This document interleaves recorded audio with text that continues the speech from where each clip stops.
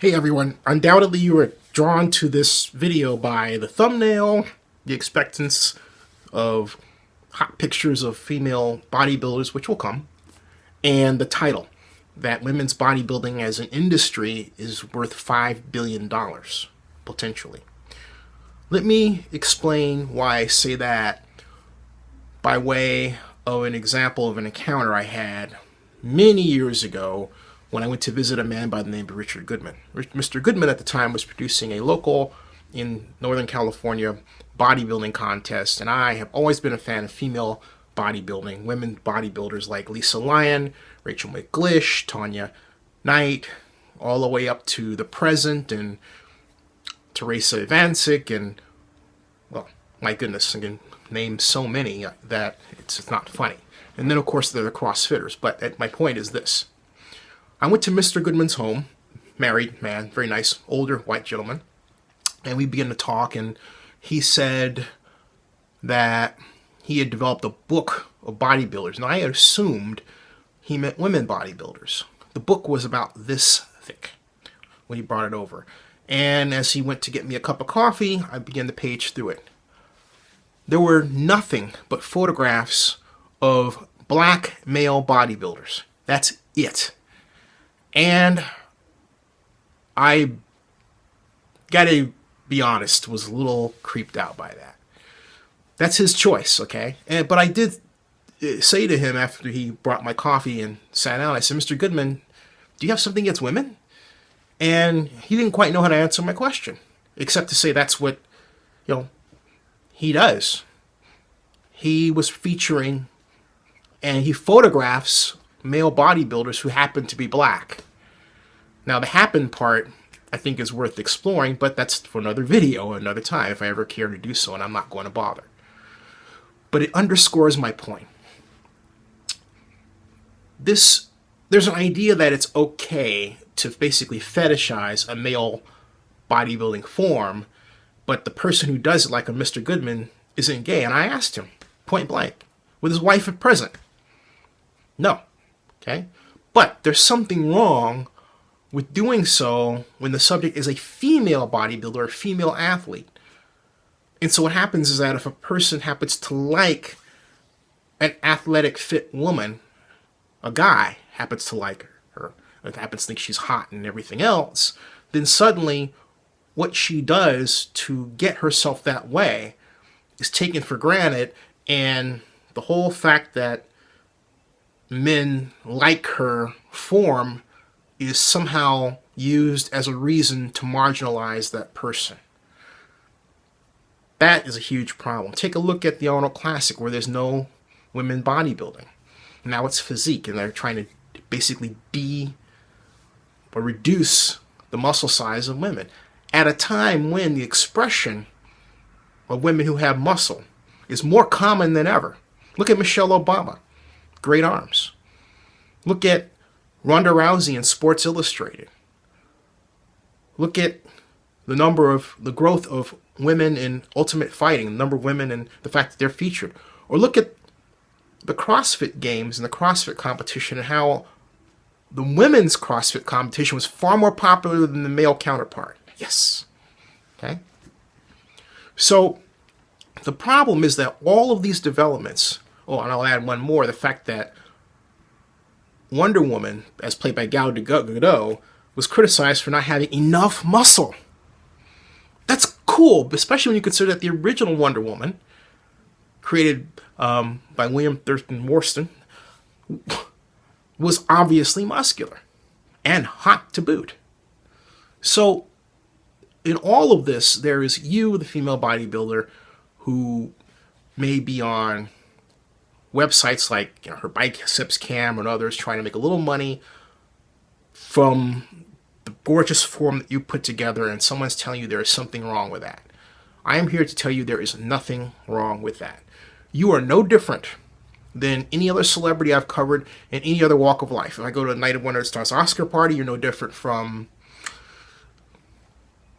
Taylor Evans, who was on the event, gorgeous actress, or Lou Ferrigno, who played the Hulk, who sells photographs of him autographed at WonderCon and Comic-Con for a price. You're no different than anyone who attracts a great deal of attention, who, because of the way that they look, you're no different than any other model. They all want to be compensated for your looking at them, be it on television or any other kind of form. There's nothing wrong with that. But there's something wrong with the way the business is done. For example, the logical first step for any female bodybuilder should be to help sell wardrobe. So you got someone down the street with a great set of clothing for the female athletic form. Make a deal with them where they pay you a stipend per month, where so that their clothes are being presented on your website and on you, and you tell your viewers where, particularly your female fans, because you have female fans as well, where to get your clothes. The clothes that you're wearing, copies of them. Maybe if you're of a type where you have a bigger name, you can have an autographed line of your own. And then there's YouTube. Many of you are not YouTube partners. You're not. And you could use YouTube simply not for, sexual show because your channel will be banned, but you can use it to present athletic exercises to your clients with weekly or twice weekly updates. You can use it to give your fans a view of your life and training and make yourself a little reality TV show. Yeah. Something else that some of you do that you should not do. You sign exclusive contracts. Any female bodybuilder that signs an exclusive contract only hurts themselves, and here's why. First of all, when you sign an exclusive, you're giving your image to one person who, more often than not, is not an internet genius and does not understand online marketing and is not going to properly market you. What you want is to have deals with as many people as you can around the world.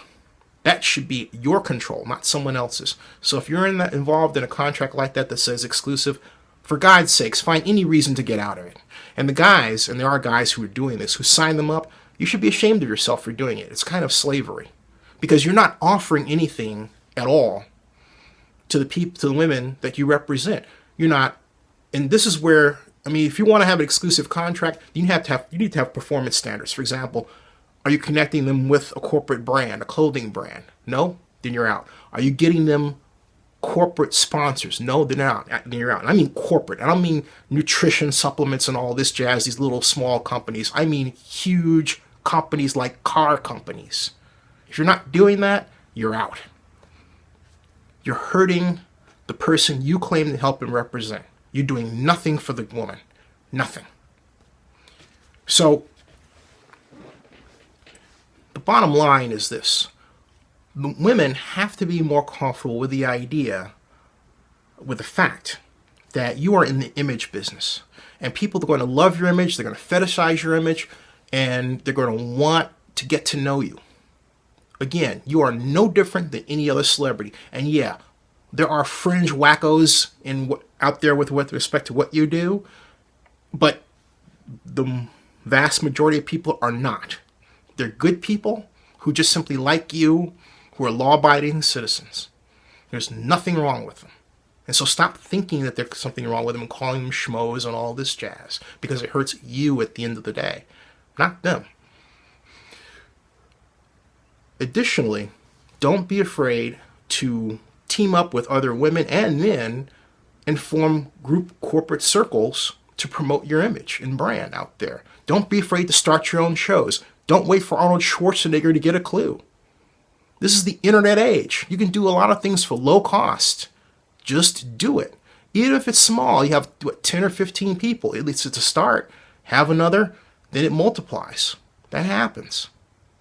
But stop being afraid and stop being fearful and disdainful of those people who enjoy who you are and what you do.